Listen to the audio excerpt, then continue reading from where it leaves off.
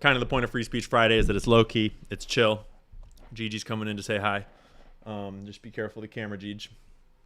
And you know, I'm never going to be too professional at you about it, but we are going to go through a whole bunch of evidence today, and we are going to look at real sources, and we're going to lay out, because everyone's kind of in this rolling narrative right now where we keep getting new information and new theories keep coming up about who shot Charlie and what exactly happened, what's the conspiracy, and things are getting debunked and things are coming up, and it sort of is like everyone needs like an ongoing like check-in of what is happening. What do we know for sure? What's not making sense? What might explain things? What's the state of play? And so we're going to kind of quickly roll through a whole bunch of the big pieces that have been kind of locking together, because most of you guys probably don't have the time like I do to actually follow every theory and to follow all the developments and to keep track of all the sources and to like vet the huge amounts of information that's coming through the internet right now, mostly on X. But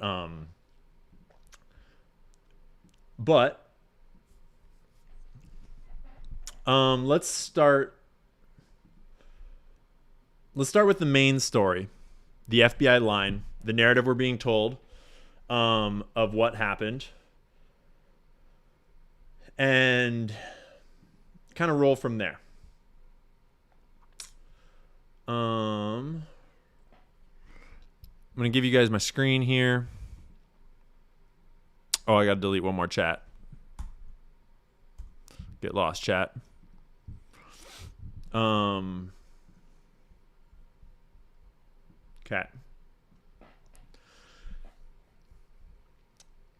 So the FBI gave us a bunch of photos. They gave us videos that didn't really square with anyone. And there's been a really interesting development on the video that the FBI posted of the guy jumping off the roof. It's important to double check that you're getting actual sources, that you're not getting edited videos. At this point, videos have been chopped up and edited and changed so much that like you got to think pretty critically about what you're seeing as you're seeing it. It doesn't hurt to go to the official source from where things come from. But if you're not on the same page as us here already, if you haven't already realized what's wrong with this video that's been out for, days and days and days now, we're about to figure out what exactly is wrong with this video, because there's so many details that you could nitpick about the official narrative that, is valuable to nitpick. It's valuable to be precise about what exactly do we know and do we not know. But ultimately, the best evidence in my mind is just the stuff that's right in your face, that is undeniable, that's clear as day, that there's just no explanation for. And this primary piece of evidence is also one of the most primary problems with the official FBI narrative. Because right here, in this frame, before it, so they do this like auto zoom in kind of thing that they, I guess, applied to the footage as they were chopping it up. Because this is just a security camera right up there on the building. And they give us this zoomed clip where he's running behind the building right there. 12:23:37 p.m. So this is within the minute of the shooting. This is right as the shooting has just happened. And then he appears out here, jumps down off the corner. But we can see where the shot was taken from, right there.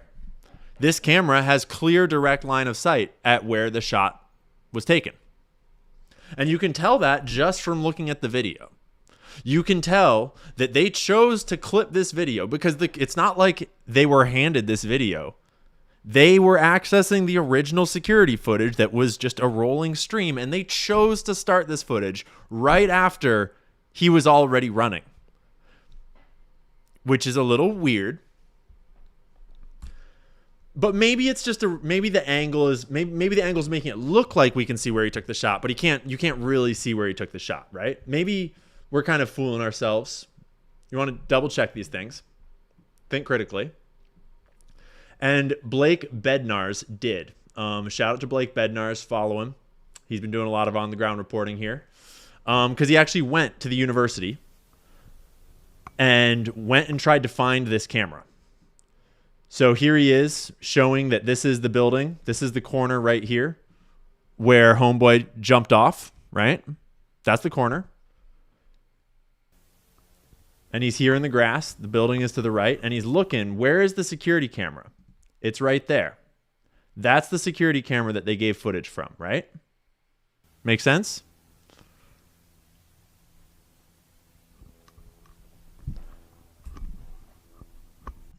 And so when you open up Google Earth, interestingly enough, actually, you can see the security camera on Google Earth. So this is the Lossy Center. This is the corner where homie jumped down, right? The alleged shooting position is over here on this corner, right here. Pow. That corner is clearly visible from this security camera right here on this corner. It can see the whole roof, right? And in Google Earth, you can actually see what looks like a little artifact of it actually showing you the camera. That looks like the little camera right there. So that's a little weird, right? That they theoretically have video evidence of him taking the shot right there with the rifle, but chose to cut the video to not show it. Okay. And then you pair that up with all these questions about how did he get the rifle up there? What, like, how did he take it apart? And so let's get into this a little bit. Because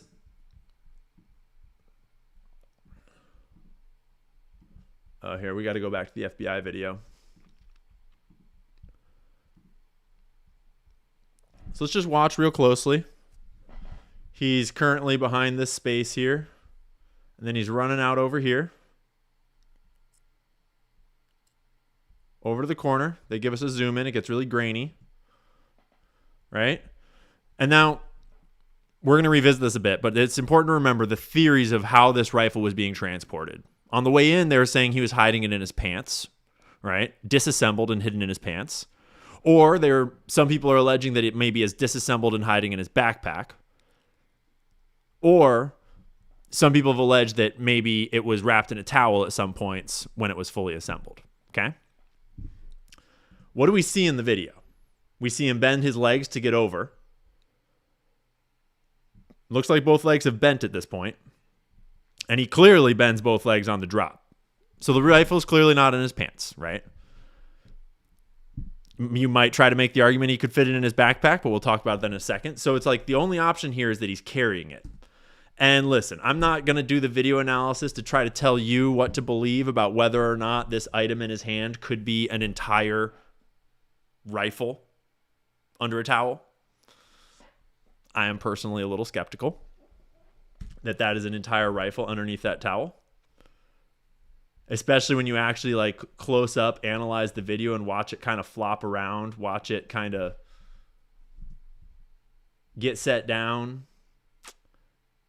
That is not a rifle in his hands. It's a pretty big rifle. We're going to watch some videos of people disassembling the rifle and stuff like that. Okay? And this kind of pairs up with them telling us that he's hiding the rifle under his clothes in these photos. Right? Those are like skinny jeans, basically. It's like no one sees any rifle here. So unless it's on the back side of him, this is his left leg bent.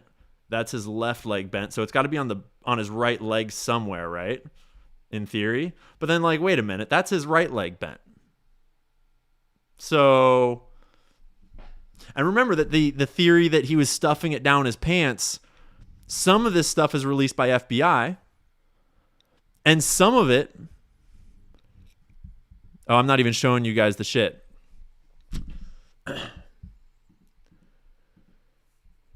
So I'm looking at these photos, because these are photos released by the FBI. And this is when he allegedly has it down his pants, right? And here his left leg is bent. And here his left leg is bent. So it's theoretically down his right leg on the back, because that's a cell phone. That's definitely not a rifle. Cell phone in the pocket. Some people have talked about this little bulge right here being the back of the rifle. So like right down at his knee. Yeah. There's definitely his right knee bending on the way up the stairwell. Right? It's like There's definitely nothing visible that would indicate a rifle, and it's a big rifle, and we will watch videos of it being assembled and disassembled. There is this funky shape right here, right? That is a funky shape. Could be a crease, could be something stuffed down the back of his pants. We got a lot of questions about this rifle. But it's important to remember that there's some stuff that was put out by the FBI, and there's some stuff that was actually put out by TMZ and other sources, right? And so the video where he is limping in to the venue, that was put out by TMZ. I don't think the FBI had anything to do with deciding to release that. And that video, that limp of the right leg, it's hard to say exactly where the prevailing notion that the rifle is down his pants came from, but that video played a large role because that helps to explain why is he limping, right? It doesn't work so well when he bends that leg this much, right? And when we're talking about the jumping off the roof video, when he lands on this jump, he clearly bends the shit out of his leg. So it's not down his pants after the shot. So maybe it's disassembled, right? A lot of people have been digging into the rifle assembly, disassembly. Punching in and cropping it and it's cool to see everybody working together on this. Resolution and quality. We see the individual. Go to exit. Cool. So there's a video from Matt Kester on YouTube. And 3. Since the narrative has been presented to us about the shooting of Charlie Kirk, there have been a lot of questions online. Do you guys have audio from the videos? Do you have audio from what I'm playing on the screen? Let me hit play. About Let me know, chat, if you guys have audio on aspects of this. the narrative that were being told. Specifically, how did the weapon get to the murder scene, or to the point where the shooter is alleged to have taken his shot? 2. How did a 22-year-old man with no formal military... My knee and the butt. The next criticism, the point. Okay, so look at how big the the shot. rifle is. Because the videos that we've seen, he had the rifle stacked. I'm not stuffing that in my pants. There's just no way. It's down past my knee, and the butt is still above my nose. Right, so this is the TMZ video. At his posture in the video. But like he's still bending both knees. This video is very confusing, right? His spine is straight, and his knee on his right leg can bend, but he doesn't have a lot of motion at his hip. Yeah. And I've heard people say online wrongly that he somehow had a folding rifle when clearly the rifle that we've seen has a fixed stock like this. Yeah. And I've also seen people... The claim that it was a folding rifle came from a expert going on the mainstream news that was clearly just a propaganda guy, that they asked him, like, so how fast could you break a rifle down like this and conceal it? And he said, in a second, just fold, it's all put away. It's like, bitch, please get off of this television. You have just don't even say that I'm not going to try and so he takes it apart. He's like all scared that YouTube is going to like cancel him if he shows you how to take apart this rifle, which is really cute. But he takes it apart. You're now looking at a barrel and a stock that are which is like 30 some inches at that point. That's still pretty long. Scope or alter or affect the zero of his rifle. So he claims that because the scope attaches directly to the upper, that you could take it apart and not affect the zero of your scope. You could stuff it down your pants and walk into campus, climb up on a building, put it back together, and have the scope perfectly zeroed. I am no gun expert, but I have questions about that theory. I would love gun experts to chime in on whether that is how scopes work, because I'm assuming that a precision instrument like a scope would not maintain its zero while you disassemble a rifle, shove it down your pants, walk for like an hour in and out of campus a whole bunch, climb up on a building, and go get ready to take your shot. Okay?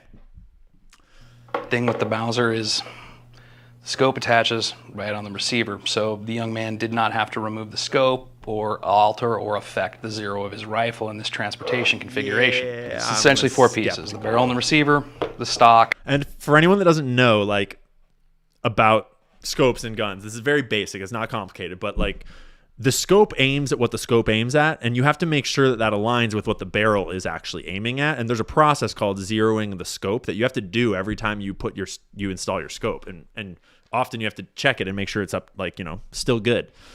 And so if you take your scope off, you put your scope on, you got to re-zero it so that where the scope is aiming lines back up with where the barrel actually is aiming. And usually that involves some test shots. Like, you zero it up as best you think you got it, and I'm sure if you're better at it, you're better at it. You take a shot and you see how far off you are from where your scope said you would hit, and then you make some adjustments and get it right on, right? And so you wouldn't want to have to re-zero your scope right before a one-shot assassination attempt, I assume, right? I'm certainly not a gun expert, but that is not a complicated concept. The trigger guard and the... So one thing that he did not show in this video, that you can find other videos of people disassembling these guys and putting them back together online, they require tools. In all cases that I've seen, they require two different tools, an Allen wrench and another little wrench thing. Not just like a regular Phillips head screwdriver, is my understanding. I think part of it is a screwdriver of some form, but everyone's using two different tools, which is not that important. But what is important is that Kash Patel told us that they found a screwdriver here on the roof, which makes perfect sense because he had to assemble the gun when he got up onto the roof. He had to put it all back together. Took some time on the roof to put it back together. Went and took the shot and dropped the screwdriver and left it there and ran and jumped off the roof.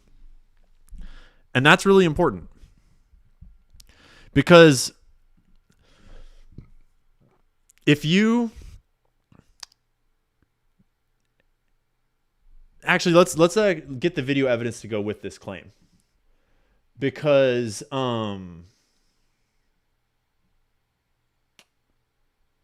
do I have that video right there? Yeah, original video running on the roof, because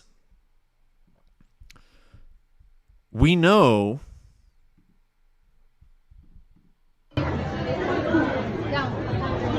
that he was running right after the shot. So I guess I can zoom in. So this is the video that showed the suspect on the roof of Lossie Center running. And the video is panning, but the way you can tell that this character is already moving is by gauging the measurement, the distance between the black person and the edge of this boxy shape. And it shrinks until he's almost behind the boxy shape, right? And so this is when the shot has just been fired, right? People are still just ducking and in panic mode. And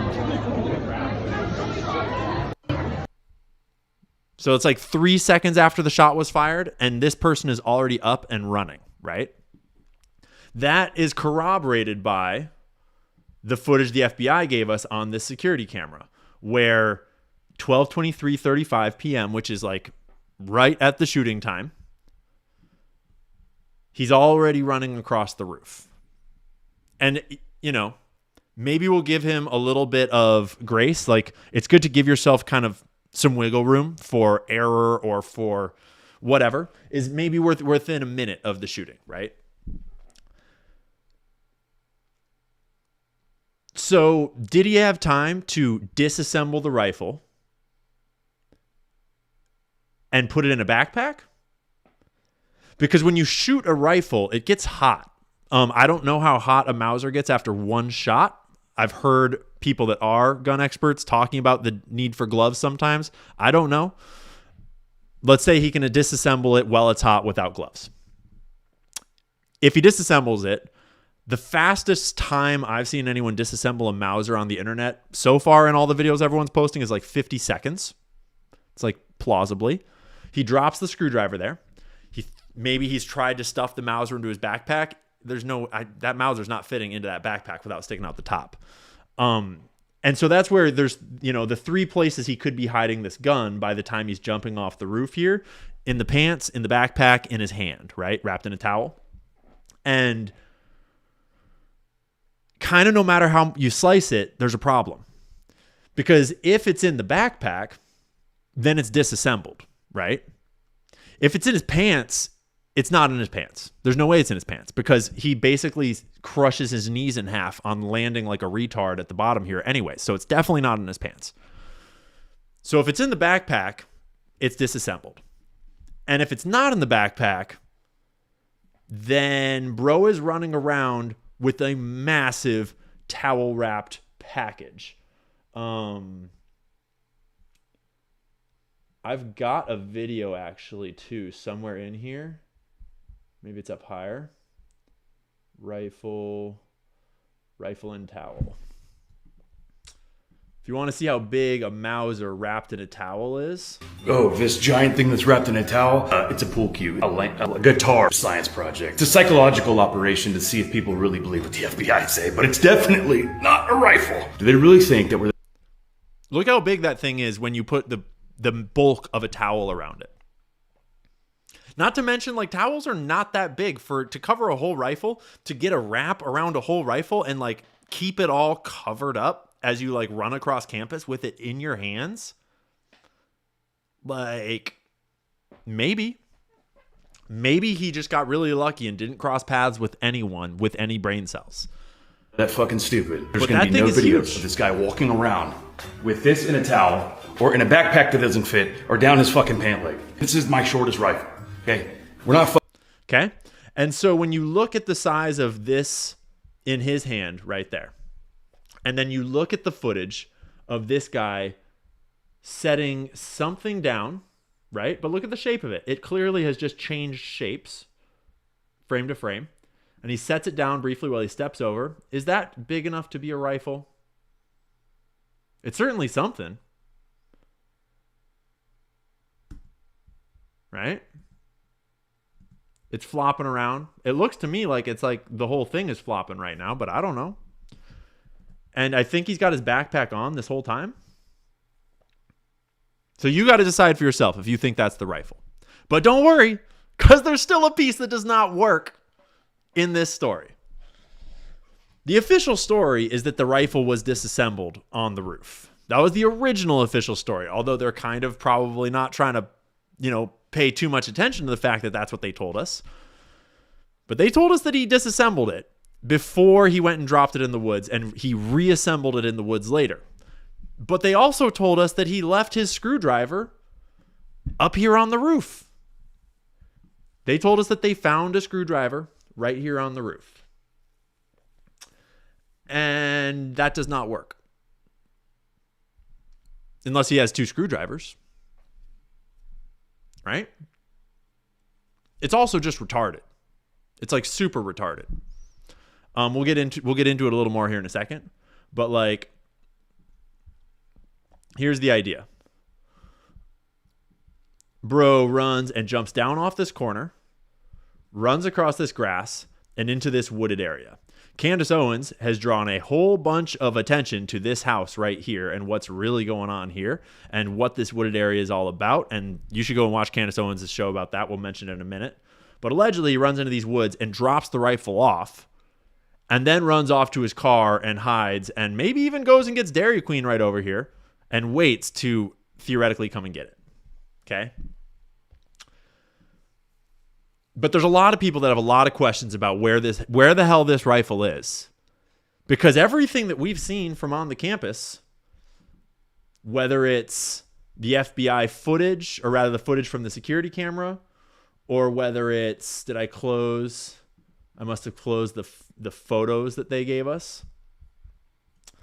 No one's really seeing the rifle too good in any of that. Okay? Then we have his outfit. Spotted on campus, he has different clothing. Yes. So when he's first spotted on campus, he has different clothing on, and then he changes clothing on the roof, and then changed back into that clothing at some point, so that when he was apprehended, when he was arrested, the clothing matched the clothing he had on before the shooting here at UVU. So it was like 33 hours later, he had changed back into yesterday's clothes, which is like, fair. 20-something-year-old dude. Maybe he's just that kind of guy. Why he's changing clothing between like outfit A looks like a college kid, outfit B looks like a college kid, outfit C looks like a college kid. No difference. Like, what? Right? It's like, it's not like anyone knew what he looked like at the start. No one knew what he looked like until they get security footage of him. Theoretically, if he takes the shot, then eventually they'll find out what he looks like. So why is he changing back into the, like, you can kind of get it that he is wearing one outfit approaching when there's no rifle, when there's no reason for the cameras to get him, although they got him in that first outfit. I guess it was TMZ that got him. And then he changes into his shooter outfit, which was all dark with the American flag shirt. And then later in the woods, when he's dropping off the rifle, he allegedly changes back into his original outfit. Okay. Rifle in the towel. And the text exchange. No one's buying the text exchange. This text exchange has brought the whole country together. More so than just about anything in recent history, actually. Which is kind of, I don't know, funny, I guess. Let me check in on you guys in the chat here for a second before we get to the next section here. How we doing, fam? How we doing? Dang, we got a lot of people watching. Cool. Then I guess we'll just keep rolling. Let me make sure I don't forget to bring you back up on the screen here. So, shout out to Diligent Denizen. Diligent's the man. Great X-Base host. Always on these breaking stories. Follow Diligent. Wait, did I just see that I didn't follow Diligent? Okay, I did. Subscribe. I was like, come on, bitch, please. Okay. Don't need that.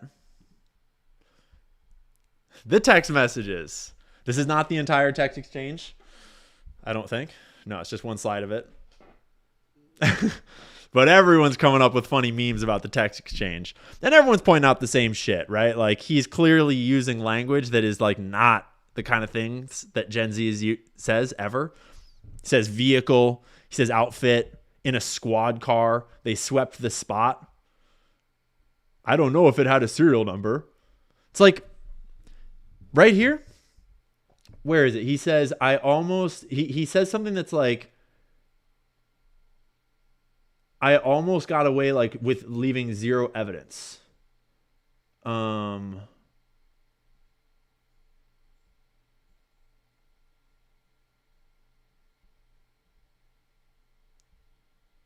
right there.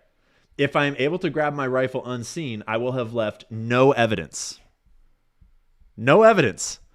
As he text messages his furry boyfriend, allegedly, a gigantic confession with every single piece of evidence you would ever need to not only convict him, but to close off all the loose ends that the public has been wondering about, and to give his boyfriend an alibi, and to just wrap it all up in a nice bow. And good thing he left no evidence, except for a very personalized rifle that was a gift from his grandfather.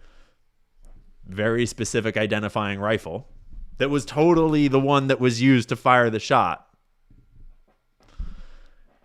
And a convenient confession. If you're buying this text exchange that does not have timestamps, that does not have, we have no way to verify that it's real, that it came from phones, and we've got a lot of evidence. Like, people are using AIs to analyze it, and the AI is like, no, it's 100% fake. People are digging apart the language and just laughing at it. It's a whole show. Make of it what you will. I'm not saying that it's for sure a proof of anything. I think it's ridiculous. It's just, the body of evidence. We're just trying to look at what all we got. There's this other little dilemma. A written note before. Written note, did he write a written note before the assassination attempt? That's what the governor said yesterday. And what did that say, if you could share? So what I'm able to say, I'm sorry. So what I'm able to say is I addressed it partially earlier, is that the written note, we believe, what did exist, and we have evidence to show what was in that note, which is, and I'm going to summarize, basically saying, the suspect wrote a note saying, I have the opportunity to take out Charlie Kirk, and I'm going to take it. That note was written before the shooting. Evidence of its existence, we now have learned, existed before the shooting, was in the location, in the suspect and partner's home. But we have since learned that the note, even though it has been destroyed, we have found forensic evidence of the note, and we have confirmed what that note says because of our aggressive interview posture at the FBI. Okay. So we have questions, right? A lot of people have analyzed what this statement might mean. Maybe it means written note that there was a photo of. Maybe it means text note on the internet that was deleted. Some people are honing in on that last sentence because of our aggressive interview posture, which sounds an awful lot like we coerced a confession out of someone. Personally, wait, it dropped the video audio? Or did Scene Change drop that video audio? Homie's texting me. I bet it dropped that video audio. I still got audio, right? Y'all are still here with me? Because that's a weird fucking statement. That don't make no kind of sense. Whatever it means. So, we're told that Tyler enters the campus over here, comes through these parking lots. We're not exactly told how he got on the roof, but I feel like everyone is not noticing that there's a fucking staircase right here.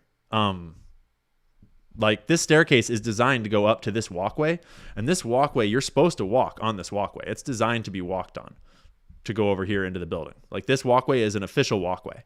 It has a little fence barrier that's supposed to keep you from crossing over and getting onto the roof here. But like, this stairway is open to the air. There's no key, there's no door, there's nothing. It's like very easy to walk up these stairs onto the roof. We don't have any video or photos of him doing that, apparently, even though our, buddies at the security camera right here can see this whole area. They would be able to see him coming up the stairs. They'd be able to see him going in over here wherever he went. And they would be able to see him going over here to lie down to take the shot. And they would be able to see him taking the shot. And they chose not to show us. Okay? But he comes over here. He hides out on the roof somewhere, presumably, puts the rifle back together, makes sure the scope is all good, runs over, lays down. And remember, there was a video that we saw early on from down this walkway of a kid filming up past the corner of this building. It was like down here filming up, and the video started after the guy had already laid down, but he said the dude just ran up and laid down prone, right? And he was laying down right up here on this corner, right here. And so that cell phone video from an attendee somewhat confirms that the shooter, whoever the person was that was up here, ran up with an assembled rifle already ready to go, laid down, and then right after that, aimed, fired. One shot. Okay? Then the other video that we have from inside the glass building, the glass windows across the way over here, that video shows this person up and running this way across the roof. I bet that this is the little box thing that he was closing in on. It shows that happening right after the shot. Oh, you guys can't see my screen again. Here, I got you. Okay. Real quick, let me show you this one more time. I got to hire a director, huh? So we had a video from a kid with his cell phone here. It's the video where they saw someone laying down on the roof up here of the Lossy Center. And you could tell that this is the walkway they were on filming because there's a little bit of this sign in the video, and he sees the guy laying right there. So we know that the shooter ran out, laid down, basically aimed and then fired right away, generally right away, got up and ran right away, okay? They're telling us that the screwdriver was right up here somewhere. I mean, they didn't specify right there, but they told us the screwdriver was found on the roof. They don't, maybe he disassembled, maybe he assembled and disassembled, maybe he just assembled. I mean, it's pretty obvious there's no time for him to disassemble the roof or the rifle on the roof based upon this video, based upon him running and like already being ready to go and jumping off the building. Disassembling the rifle takes a minute or so if you're fast. And then he jumps off the corner, runs over here, and the video, that's the end of the video we've got. And he allegedly runs into these woods and stashes the rifle right here. And then, based on the text messages, he hangs around for like all night long, waiting to try to retrieve his rifle or something. Okay. So then, among the many things that Candace has been revealing, she published this photo that was allegedly circulating amongst the neighbors and the locals. Allegedly taken by Dairy Queen, like internal security cameras at 6:38 p.m. So long after the shooting, several hours. There's posts going around that have misconstrued it as being 17 minutes after the shooting. That is not when this photo was taken. This photo was taken allegedly at 6:38 p.m., assuming that it's real. And it's at this Dairy Queen that is 17 minutes away from campus. Okay? So Candace is now canvassing the town of Orem for anyone with doorbell cameras, etc., to see if anyone caught video of his vehicle driving to this Dairy Queen. Because when you look at him, as Candace pointed out, this is kind of weird. He looks pretty chill. He doesn't even seem to know that he's on the run. He doesn't seem to know that he's wearing half of the shooter's outfit. He's in a half outfit. He's in the red shirt that was paired with light shorts, I believe. Whereas the man that we saw on campus, here, I'll just pull them up. This is the first photos that the FBI gave us, right? So he's still got the blue jeans on in this photo, it would appear. I don't have the I didn't save the footage of the TMZ videos. Is it in this one? No. So this is a little puzzling, right? Because this looks like an unaware man. This looks like a dude that is killing time or something. People have been digging into this photo. The digging is not done yet. People notice that there's a Superman poster in the background that seems a little out of date, so there's a little bit of skepticism about the photo. There's people, they're trying to get people to go to this location right now to see if they can corroborate this photo or not, if this poster is still up. This deal, I think, is allegedly still running, but we're figuring it out. I wouldn't run with this as being confirmed yet, but it raises some questions. Some big questions. Because paired with Candace releasing this photo, she also alleged that the neighbors are gossiping. And she's in touch with them, apparently. You should really go watch her show from last night. I don't actually know if she streamed today. Did Candace do an episode today?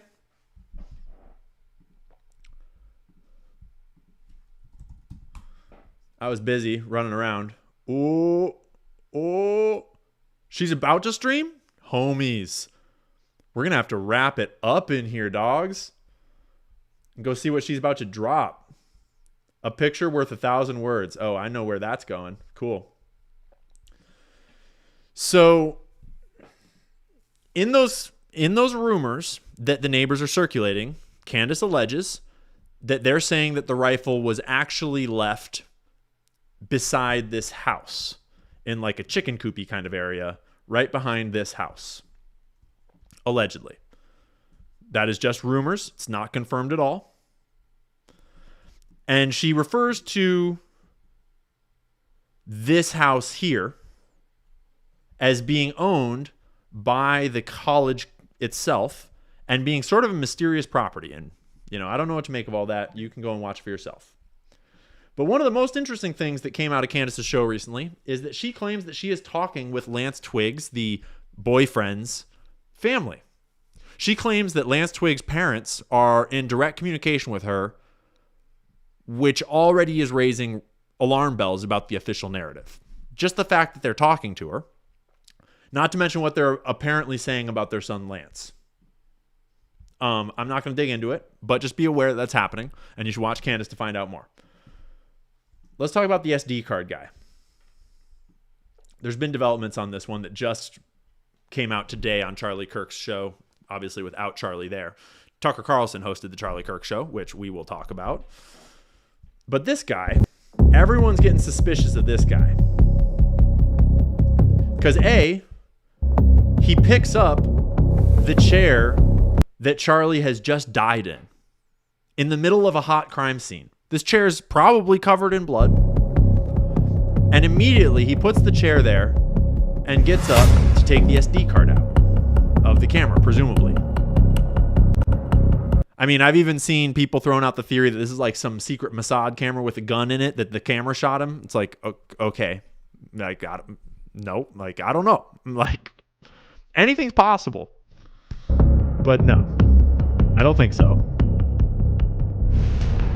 But whatever he does, he takes the camera down. He takes it over.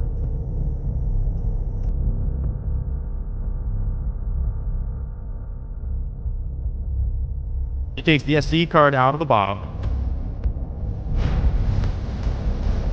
He looks around, a little sketchy like.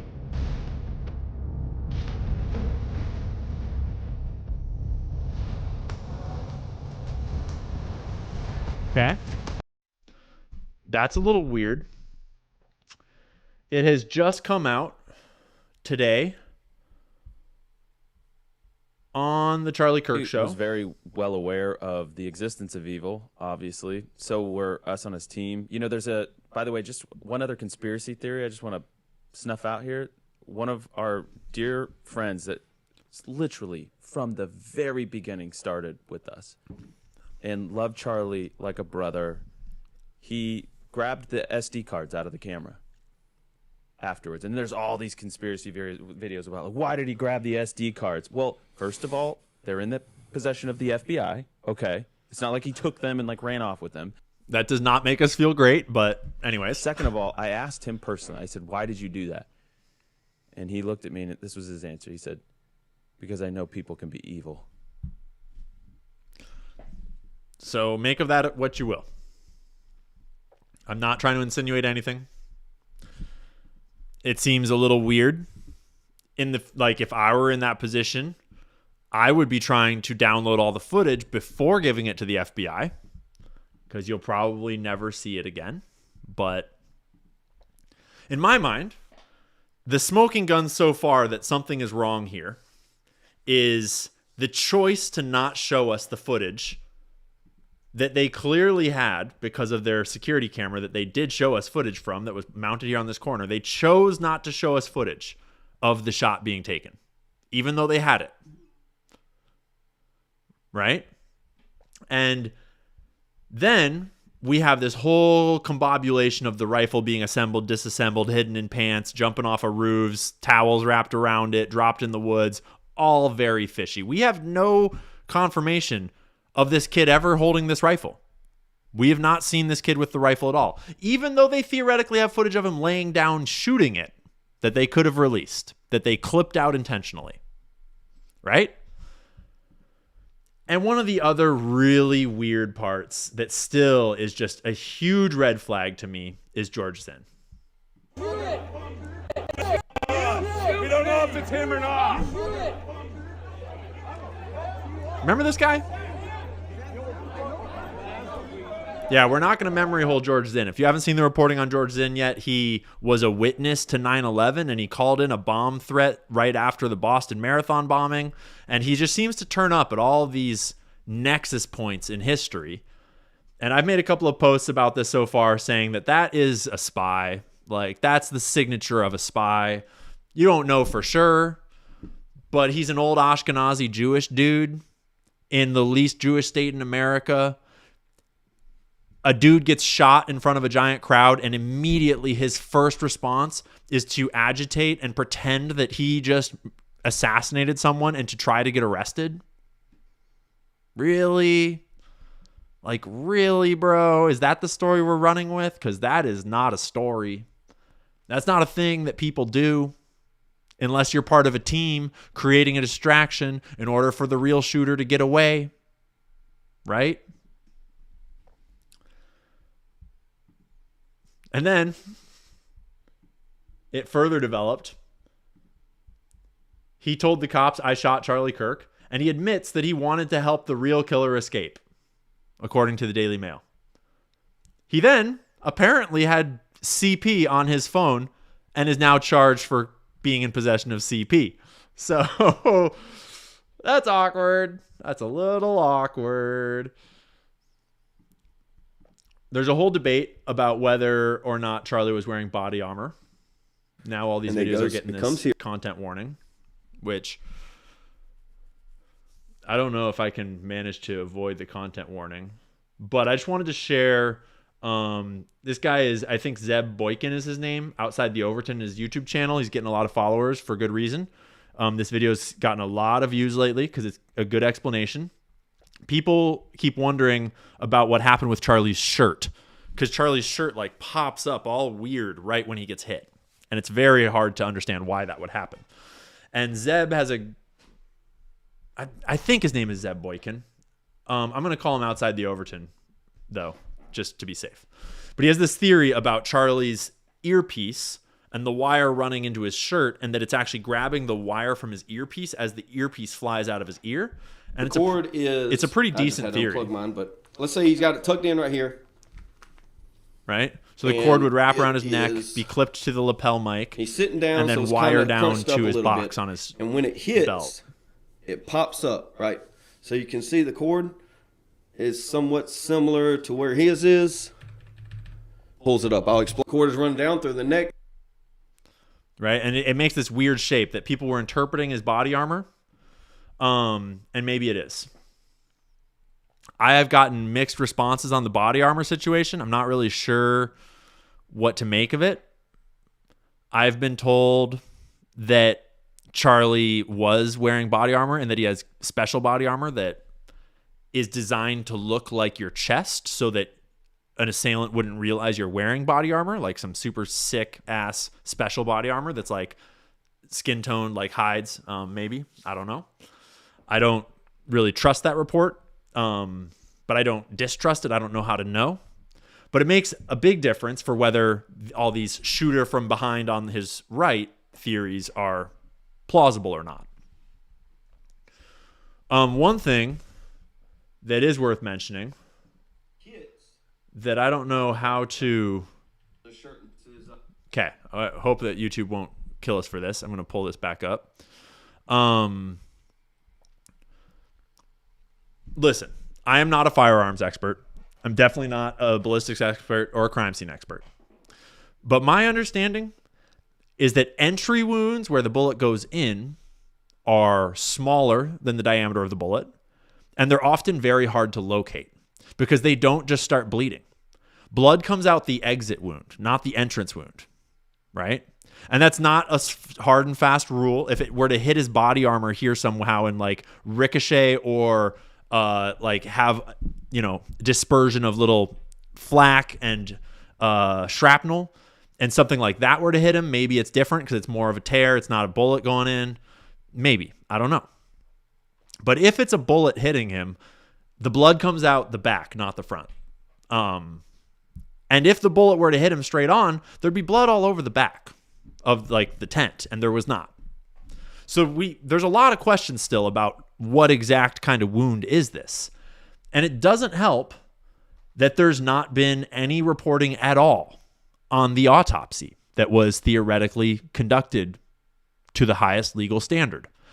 And I would hope that Erica Kirk had her eyes on that autopsy, and that she knows, I mean, hopefully not literally on the autopsy, but you know what I'm saying, is like, hopefully that she's aware of how these things work and is aware of how this autopsy was done. Because we not only do not have any autopsy report, we also have all mainstream media and all official narrative building completely avoiding the topic of the autopsy altogether.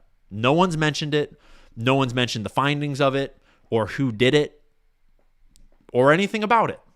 Even though that autopsy is very important, because we got an awful lot of credible theories that I'm not going to run through. You should watch Zeb Boykin's video Outside the Overton I was just citing, because he goes through frame by frame of the highest quality video you can find and finds frames where it kind of looks like a bullet was captured by the cameras mid-flight coming from his side. So far, I've seen frames of the bullet behind him coming towards him. And then someone just today found a frame in one of the videos of the bullet apparently having, after gone through the neck and out the front, downwards. And there's a frame where they have it looking like there's a bullet that you can see in front of his leg on the way down to the ground. So it'd be like passing through down to the ground in front of him. Don't know how to say for certain. You're just going to have to judge for yourself whether you think those are credible or not. I do think it's interesting that we're seeing things that look like bullets in multiple frames that line up in terms of their trajectory and timing and everything. And people are doing acoustic analysis of the crack bang, of when you hear the crack bang, and there's a flash in the window that they're analyzing that kind of looks like a muzzle flash, and maybe it is, I don't know. And if you do the math for a rifle of this power firing at, you know, this velocity, how far away are you if the sound travels that fast and this is, you know, the moment when you see the flash? And they're all kind of getting the same distance that would put the shooter up on this roof like the official story has. But all of those crack bang analyses that I've seen so far are for the rifle that we're told he used. But if the shooter was down here, and if people are going to run with this theory that the shooter was somewhere over here, then you might be looking at a smaller round, smaller gun, at a pistol, at something concealed, at something mechanical, at who knows. You might want to start doing calculations for slower velocities of bullets with that crack bang that people are doing over here. There are plenty of experts that have other opinions than Zeb, and you should look at their stuff too. Paramount Tactical put out one of the videos that the most people watched first, where he explains how plate armor works, and he explains how shrapnel can come off of a plate like this. That we have some really. And this video is definitely worth a watch from Paramount Tactical to give some credit to the theory that he's wearing body armor and it hits him in the chest, which is what you would be aiming for usually, and that a ricochet hits him in the front of the neck. I'm not super convinced by it at this point, but who knows? There's earpiece footage and questions going on. Shout out to Ryan Mata. Ryan Mata has been crushing the reporting on this story. Follow Ryan Mata for constant updates on this story. Ryan Mata Media on X. A lot of conspiracy theories out there, but we have absolute 100% definitive proof that Charlie Kirk was hit from the front. There was no magic bullet. There was no second shooter. There was no side shot. There was no bullet flying through the air that somebody magically caught on a cell phone filming at 30 frames per second. We know that thanks to the bearded puck. He goes by @PuckBearded over on X. Check this out. I'm going to give you some credit. Do you know how many mass shooters there have been in America over the last 10 years? Counting or not counting gang violence? Great.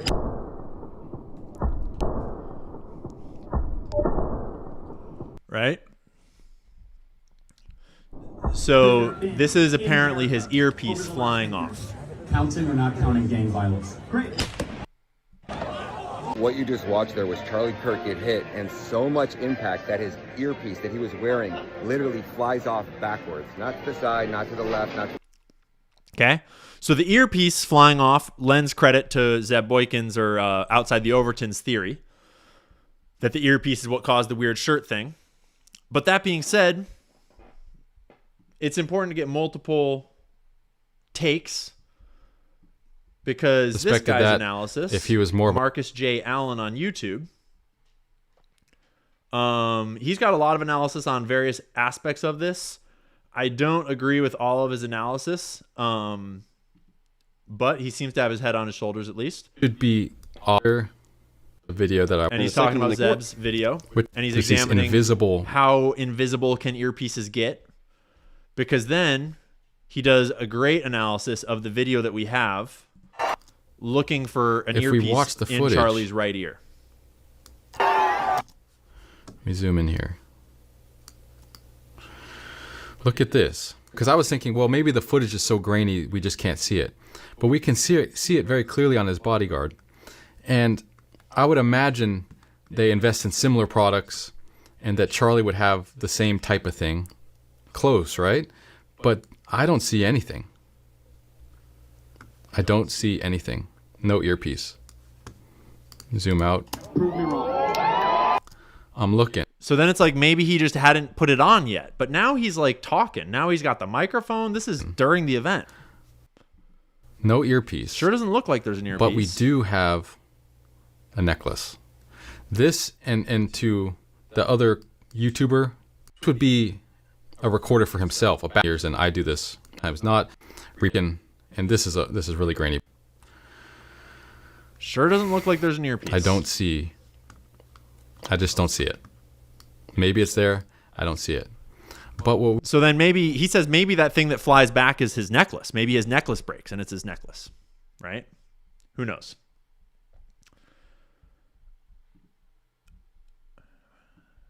The jumping off the roof, body armor.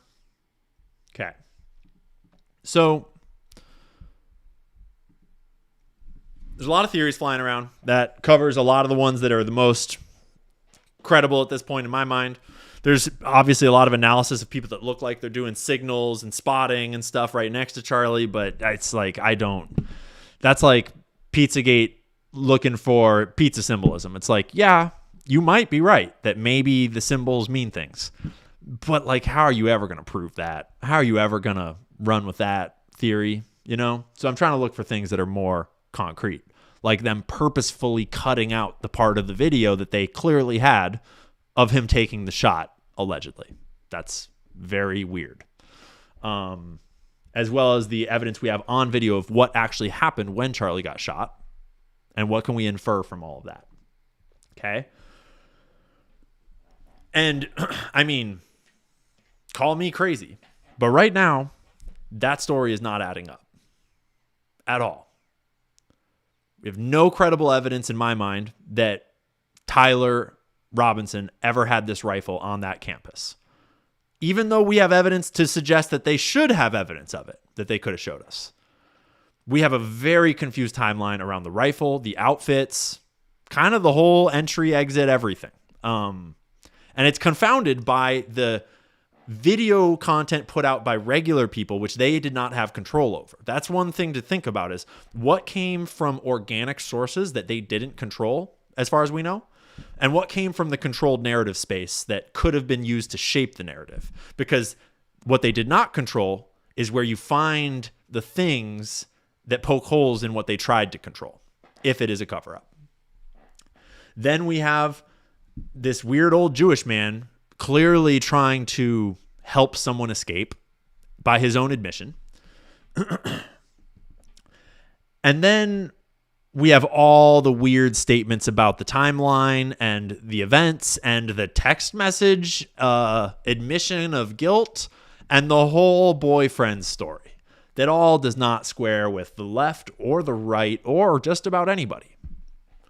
And so, when you have one of the largest political people in America assassinated on live TV, your first thought should be, was this a professional assassination? And it's not necessarily. There are definitely crazy kooks that take shots at people. Usually, the crazy kooks seem to get an arsenal of guns and go into a school and go on a suicide mission, essentially. And, you know, murder a bunch of people and then take their own life. That's what usually seems to happen. Not usually are they planning out a carefully orchestrated hit that involves them getting away clean and then giving a whole text message admission of guilt on regular old texts. Like, right? And so we have more than enough evidence to be asking the question, was there intelligence agencies involved in this? Way more than enough evidence to ask that question legitimately. And when you start asking that question legitimately, that's how you get to the Israel conversation. And the Israel conversation is not one, no one is claiming at this point that anyone knows for sure that it was Israel. Okay? Candace Owens, Tucker Carlson, Dave Smith, all the right-wing commentators that are involved in this conversation that were involved in Charlie's life and the scandal around the Israel stuff, none of them have at all made the claim that Israel was involved in this in any way. I have made that claim because I'm not involved. This is not my case to solve. I was not involved. I didn't know Charlie. I was not involved in Turning Point. I'm staying out of it. I am a dude on the sidelines looking in. I've purposely not asked Candace for any inside information. I've not tried to dig in to like get fucking a bunch of sources and stuff because I don't want to get in. I don't want to get in there. This is not my thing, and I'm not involved. And I'm perfectly happy to speculate because right away I was asking, is an intelligence agency involved? And a very quick assessment of the scene, of the responses, of what happened on the ground, of Charlie's position in American politics. And the first suspect seemed clear to me. I would argue that since day one, we have gotten more and more and more evidence that maybe we should be looking in Israel's direction. But just a quick primer on why maybe looking in Israel's direction would be appropriate. They have an entire Wikipedia page dedicated to the list of Israeli assassinations. And the reason why they have that, broken down by decade, is because Israel is the world's foremost assassinator. They're the best at it. They do it the most. And they've done it a whole bunch of times just in the last year.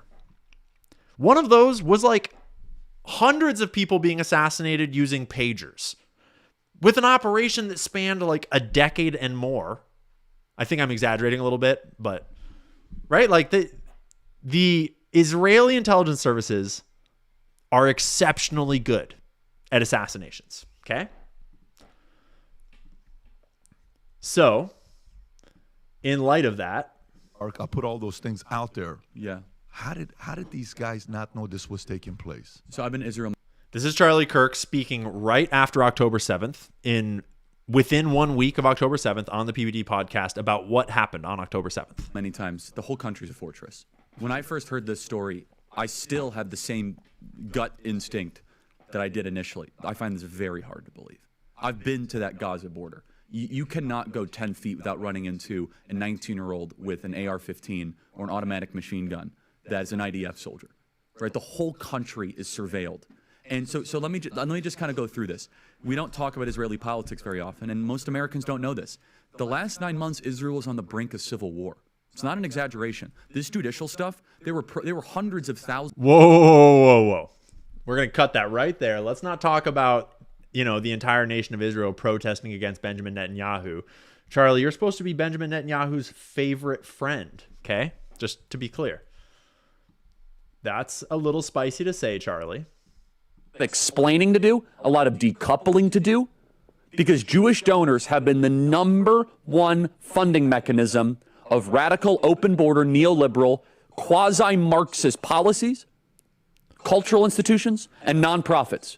This is a beast created by secular Jews. And now it's coming for Jews, and they're like, what on earth happened?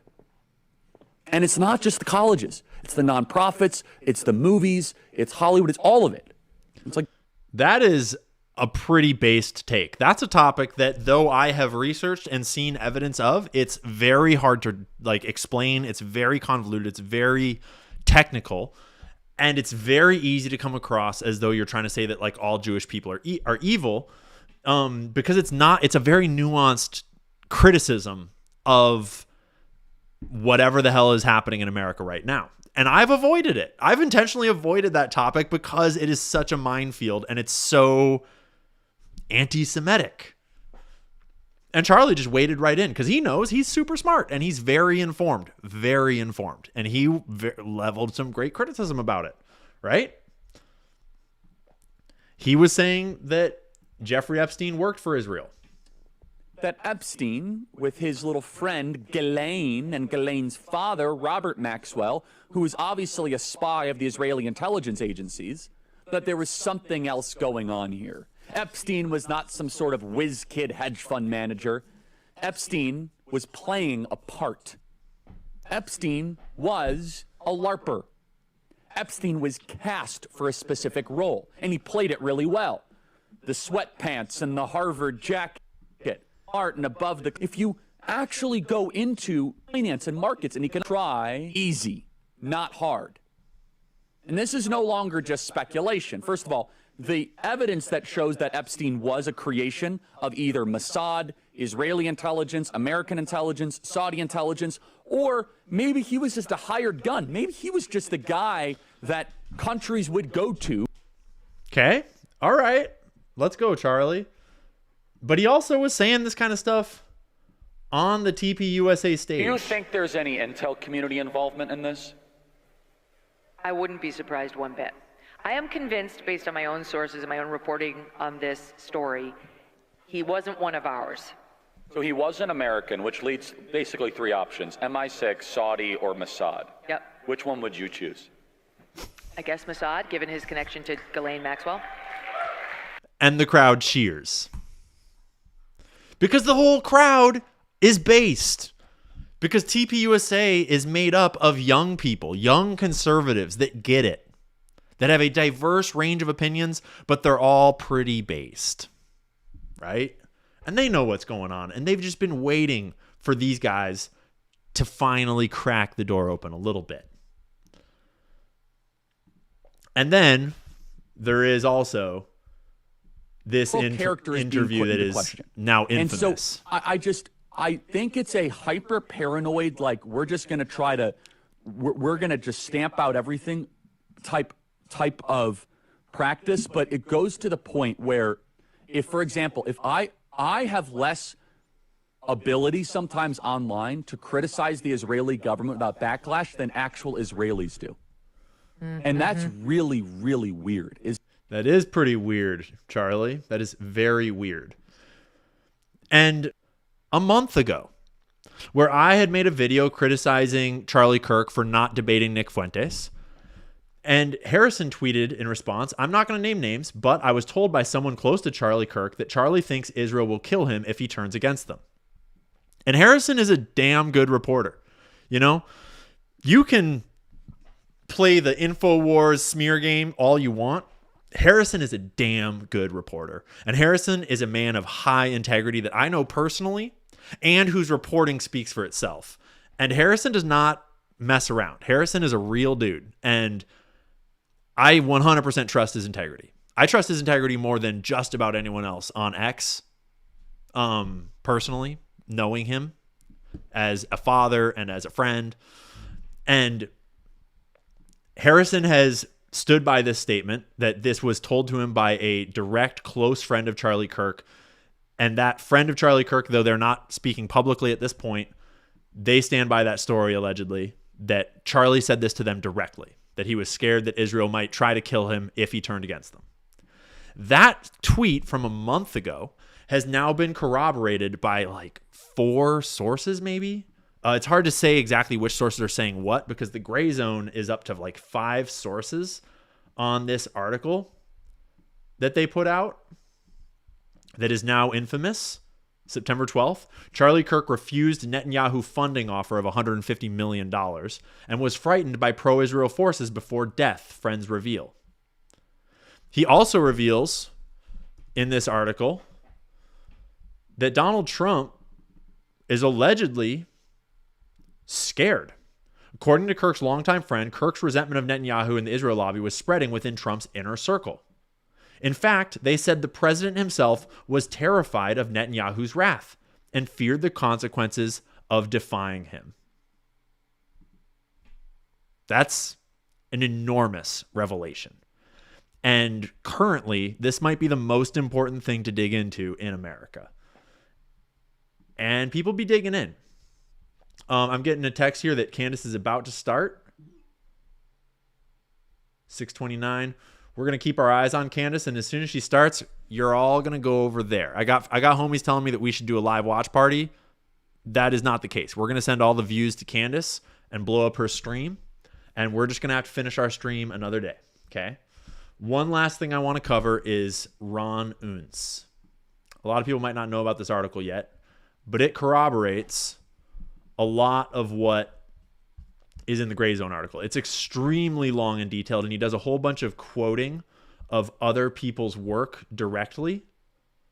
But let me see if I can find where. Therefore, a few hours after hearing of Kirk's death, I very gingerly raised these possibilities with someone well situated in conservative circles who personally knew Kirk and was shocked by his response. He unequivocally told me that everyone in Kirk's circle, even including important Trump administration officials, suspected that Israel had probably killed the young conservative leader. While such beliefs might not necessarily be correct, I was astonished that they were apparently so widespread without even a hint of those notions reported anywhere in the mainstream or conservative media. Ron Unz is alleging that many people apparently in Kirk's circle and around Trump immediately thought that Israel might be to blame as well. Okay? Maybe Ron Unz is a total liar. If you don't know who Ron Unz is, he's a businessman. Oh, come on. He's got a Wikipedia page. Oh, it's because Charlie Kirk is still in there. This is Ron Unz.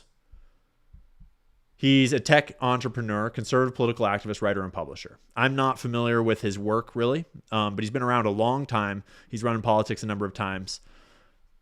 He's obviously been criticized by the Anti-Defamation League for hosting racist and anti-Semitic content on Unz Review because free speech is anti-Semitic and racist. But who knows? Oh, did I just share that article without letting you see it? This is Ron Unz. This is him. And this is on the Unz Review. This is an article written by Ron Unz himself, where he says he raised the possibility with some well-situated people, and he unequivocally told me that everyone in Kirk's circle, even including important Trump administration officials, suspected that Israel had probably killed the young conservative leader. Though those beliefs might not necessarily be correct, it was astonishing to know that they were thinking it. Because everyone's thinking it. Because Turning Point was built by Zionist money. Turning Point was built by the Israeli donors, by the donor class, right? And I'll do more reporting on that in the days to come, and the founding and the donors and who exactly we're talking about. We'll do more reporting on the rest of this Israel side of this conversation probably tomorrow. But all the people that are losing their minds over people suggesting that maybe we should look at Israel and make sure that they're not anywhere in this picture, all of those people don't seem to have any context on how intelligence agencies work and on how assassinations work, okay? When an intelligence agency plans an assassination, they plan it out to have a patsy. They plan it so that it will have a story that will be believable, so that you won't look too closely, so that they won't get found out. That's how it is done. And so when you have a mainstream, high-level assassination, that should be one of your first questions. Like when Kennedy got shot, you would have been retarded to assume that it was a lone gunman before an extensive investigation was completed. And that is a great example of a story of an event where they tried to feed you a lone gunman. Just like so many other shootings, like Thomas Matthew Crooks. Hello. And so if you are so quick to jump to the conclusion that this was a lone gunman after all those inconsistencies, and after apparently, like, we're at what, 3 reportings now of, unnamed sources saying the same thing from different directions, all at different times. One of them was a month ago. I mean, the Gray Zone's reporting was being developed over the last several months, not just since this shooting. That is not so crazy to suggest, right? So, we're going to save the super chats from this one, and we're going to read them all in the next one. We're going to save it all. Candace's show is about to start. Before you leave, like the video, subscribe to my channel if you're new here. I really appreciate you hanging out. Hopefully you learned some things. Hopefully you thought of some questions. Hopefully you don't agree with everything that I said and you thought for yourself and came to your own conclusions, because I'm just a dude trying to figure it out too, and I'm just sharing what I find with all y'all. So head on over to Candace's stream. She's probably about to drop some bombshells. I'll be over there watching it with you. And we will be doing much more of these live streams in the near future. Subscribe to my Twitch if you wanted to be doing the research live streams with us. We just started a Twitch channel. And you know what? I'm probably just going to produce like a real official YouTube video about this that has it all laid out, because that's what it needs. Because we got a lot of questions, but not a lot of answers. So